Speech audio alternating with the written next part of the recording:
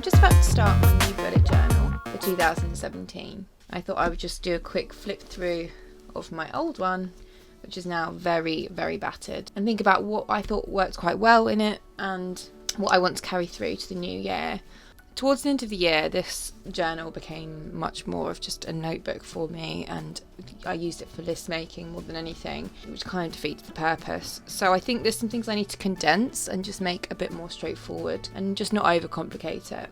To start with, my monthly layouts are quite colourful, and I actually think from looking at other people's bullet journals on Pinterest and on YouTube, I think I really prefer a minimalist journal.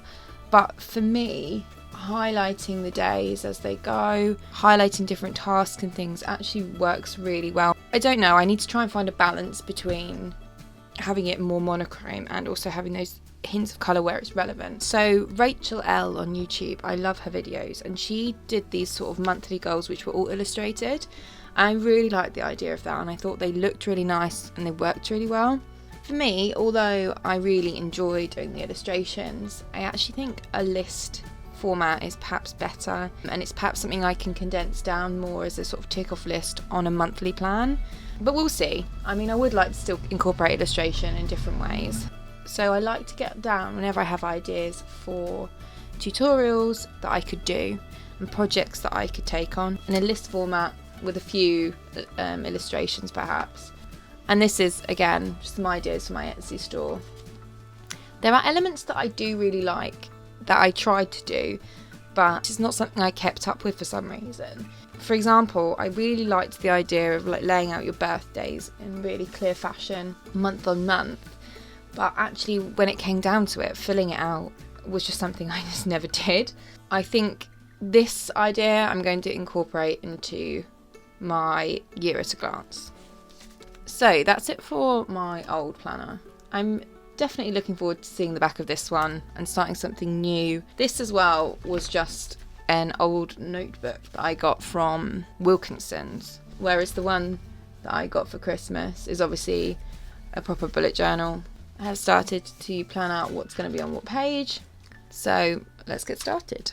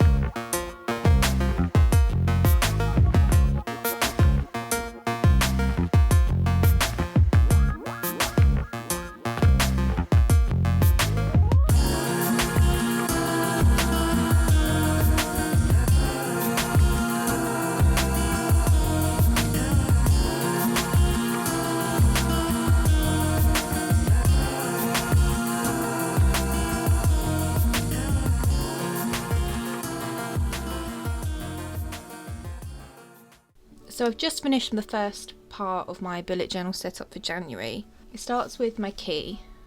I'm actually not very happy with the font that I've used there. What I want to do is use this bullet journal as an opportunity to try and push myself a little bit with lettering and get a bit better at trying to do different styles and things. I've got to start somewhere, and then I've just finished it off with a few basic little floral illustrations and a little bee. So this is my year at a glance. This is the first time I've actually done one of these, so I knew that it would take me a little while to sort of figure out how I wanted to do it. I wanted to leave space in the boxes so I could put in any birthdays, but I don't think really there's enough space. I've got a little key at the side which just says birthdays, paid and event, just so I can jot those key things down. I used a little bit of watercolour up the sides. I just had a little bit of space and I thought I'd just do again another floral drawing. So overall I'm actually quite happy with the way the title worked out on this page. I just kind of wanted to have like an overall goal setting page for the year. I thought about doing like a New Year's resolution type page, but I thought perhaps this would be just a nicer way to track it.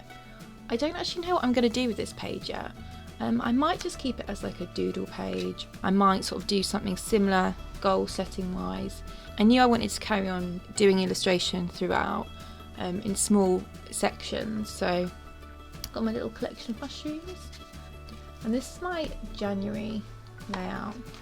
So I want to have a quote to remember for each month. This one is: the most reliable way to predict the future is to create it.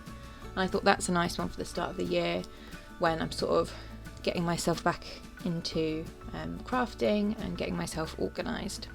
And down the side is just my goals for the month, and then a little birthday box at the bottom. I would have quite liked to have some kind of social media tracking on here, which is silly because I had this little space which I just filled with some illustrations, so I could have done that there. But hey ho, learn for next month. And then I've used a piece of washi tape in the corner, so when it's closed it's easy enough to find. So this is my first weekly spread. This is something I'm probably going to experiment a little bit with. I'm not sure at the moment. I thought it was probably just a clear, easy way to start. Just at the bottom here I've got weekly goals and just a little meal plan. I saw this from someone else's thread and I thought it was a really good idea. So that's it for January so far. I'm sure I'm going to add a few more things as the month goes on, and obviously I'll start filling out the sort of the emptier sections. So thank you for watching, and I'll see you again soon.